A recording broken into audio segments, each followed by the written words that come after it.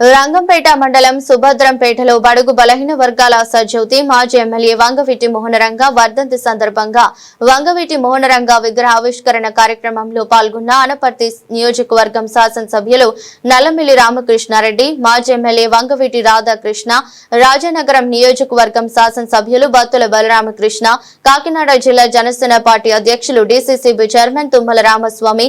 ఈ కార్యక్రమంలో అనపర్తి నియోజకవర్గం కూటమి నాయకులు, రంగంపేట మండల కూటమి నాయకులు, సుభద్రంపేట గ్రామ కూటమి నాయకులు, కార్యకర్తలు, గ్రామస్తులు, యువత పాల్గొన్నారు. చాలా సంతోషం. సుభద్రంపేట గ్రామంలో ఈ కార్యక్రమాన్ని ఏర్పాటు చేసుకోవడం జరిగింది. ముఖ్యంగా ఈ వేదిక పైన ఉన్న నాయకులందరిలో మరి రంగా గారితో సహచర్యం ఉన్నది. బహుశా నాకు తెలిసి మా తండ్రి గారు ఆ రోజు శాసనసభ్యులు, రంగా గారు కూడా ఆ రోజు శాసనసభ్యులు. వారిద్దరూ శాసనసభ్యులుగా ఒకే శాసనసభలో ఉన్నారు.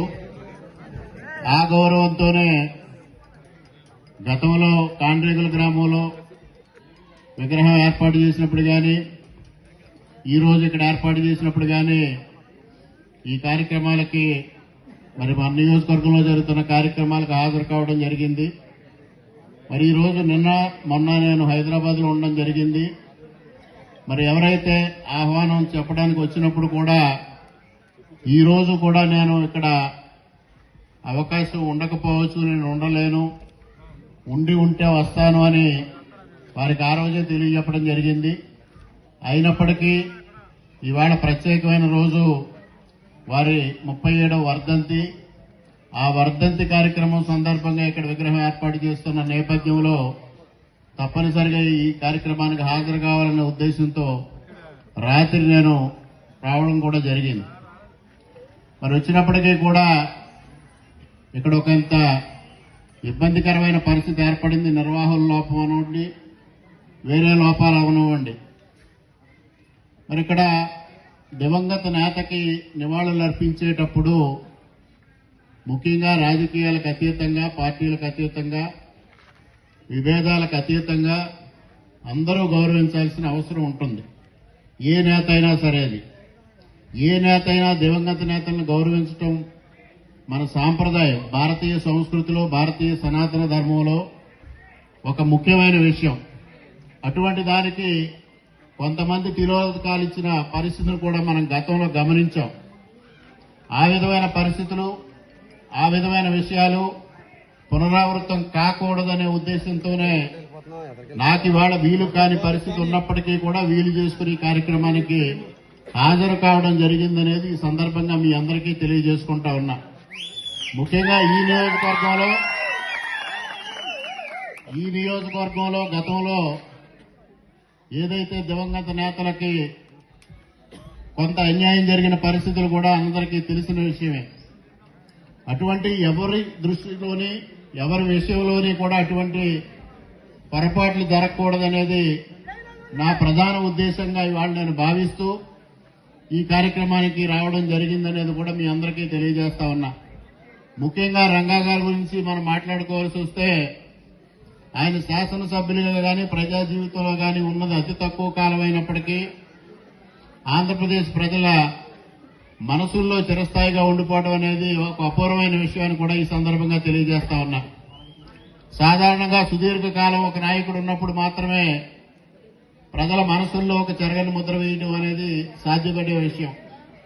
అటువంటిది వారు గతించి 37 సంవత్సరాలు అయినప్పటికీ కూడా ఇవాళకి ప్రజల్లో వారి పట్ల చెరగని అభిమానం ఉంది అంటే వారు ప్రజా జీవితంలో ఉన్న కాలంలో వారు చేసిన సేవలు కానీ, వారు చేసిన పోరాటాలు కానీ, వారు చూపిన స్ఫూర్తి కానీ ఇవాళ అందరికీ దారి చూపించే పరిస్థితులు వచ్చినాయి.